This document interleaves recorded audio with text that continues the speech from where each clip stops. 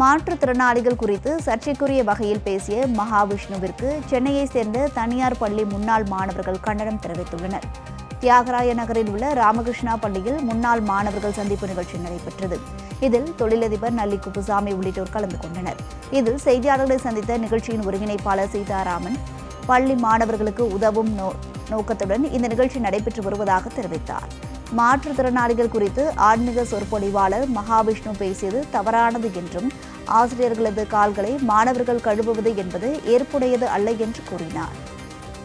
Very keen to ஆன்மீக சொற்பொழிவு கூடாதுன்னு சொல்றதும் தவறு. ஏன்னா கொஞ்சம் டெஃபினெட்லாக படித்து மேலே வர குழந்தைகளுக்கு கொஞ்சம் ஆன்மீகமும் தெரியணும், நம்மளுடைய கல்ச்சரும் தெரியணும். அதுவே தெரிஞ்சிருக்கணும்னு அவசியம் இல்லை. ஆனால் அது டெஃபினட்டாக ஓரளவுக்கு தெரிஞ்சிருக்கணும், அதை தடுக்கக்கூடாது.